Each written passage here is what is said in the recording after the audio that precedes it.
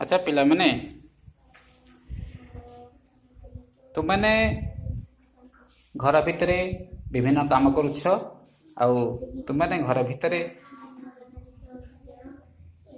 विभिन्न प्रकार एक्टिविटी मान करुछ समाज रे आमे रहउचंती समाज रे आमे मध्य पढुचंती बंचुचंती समाज रे आम प्रति किसी कर्तव्य किसी अछि ठीक अछि तो मते कहइबो आमे किसी भल काम करती आउ किसी मते खराब काम करती किसी आमे भल काम करती आउ किसी आमे खराब काम मध्य करती ए भल काम आ खराब काम को आमे मध्य जानी परिबा कोटा भल काम आ कोटा खराब काम तो मु तुमको किसी एक्टिविटी किसी देखौची तो तुमने देख तो ये पिलाटी कौन करुच्छी ये पिलाटी कौन कर देख पढ़ुचंती नहीं ये पिलाटी कौन कर पढ़ुचंती किंतु ये देख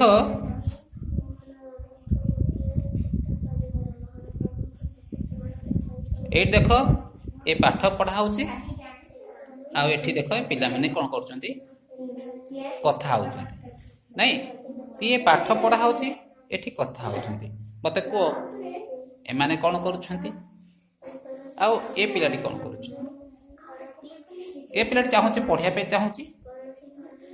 ते पढ़िया पे चाहूच पढ़िया पे चाहूच नहीं ए पिला तुम डिस्टर्ब करूछंती की हैं तुम मना करूछ मना करना कोन पे ताको डिस्टर्ब करूछंती तुम मना करछ मना करना तुम देख तुम डिस्टर्ब कर ये पाठ पढ़ला भितर डिस्टर्ब कर ना हाँ डिस्टर्ब करुच कहीं डिस्टर्ब करुच तो कहीं डिस्टर्ब कर भल काम करुच भल काम करुच कि भल काम करना यहाँ श्रृंखला नुह यहाँ श्रृंखला नुह यहाँ श्रृंखला कि यहाँ श्रृंखला नुह केबे श्रृंखला नुह देख ये श्रृंखला रही तो बसिक पाठ पढ़ुं यहाँ श्रृंखला नुह है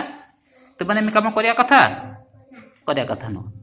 ठीक अच्छे आम जो समाज में बढ़ुचे आम जो समाज में बंचुचे तो एमती आम करिया कथा नुह जो कम अन्य मानक कौन कर अशांति दब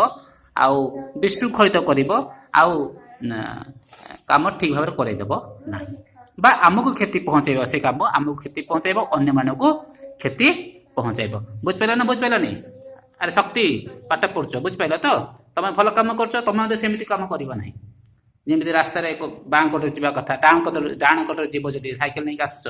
डाण कटे जीव जदि ये मतलब विशृंखला कम असुविधा भोग नहीं बुझिपार ना बुझिपार ना अच्छा देखा ये पिलाटी ए पिला माने एमती डिस्टर्बांस करथिले देखो ये जो पिलाटी देख ये पिलाटी कौन करुच्ची आम गछ किसी लगी अरे गछ कौन कर गछ छिड़ौच कहीं गछ कहीं छिड़ौच छिड़ा कथा हाँ गछ तुम लगेच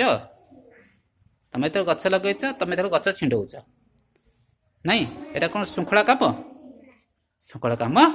नुह नहीं तो आम श्रृंखला काम करवा एमती भाव में विशृंखला काम करवा नहीं तो जो काम अन्य को कष्ट दब नहीं ये काम ठीक नुह जो काम तुमको ठीक बोली लगे ना से कम को कौन कहुए ना विशृंखला काम कहुए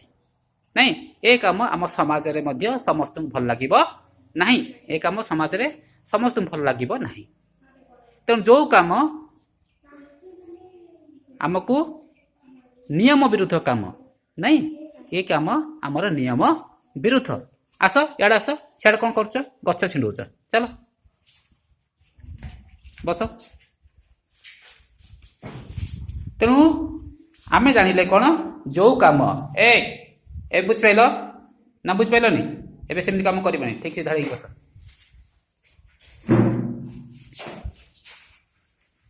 अलग अलग बस धड़ी बस एपट बस हाँ ठीक अच्छे एबे आमे जानिले तुमने देखुच आम सामाजिक श्रृंखला कथा पढ़ुचे तो यही गुड़ा हूँ सामाजिक श्रृंखला ନାଇଁ ତ ବହିରେ ଯୋଉ ସାମାଜିକ ଶୃଙ୍ଖଳାର କଥା ଦେଇଛି ଏ ହଉଛି ସାମାଜିକ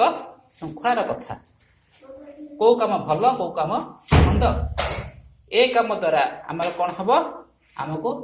ସମାଜରେ ଆମେ ବିଶୃଙ୍ଖଳିତ ହୋଇଯିବା ବା ନିୟମ ବିରୁଦ୍ଧ କାମ। ତେବେ ଆମେ ଜାଣିଲେ କଣ ସାମାଜିକ ଶୃଙ୍ଖଳା ମାନେ କଣ ନା ଯୋଉ କାମ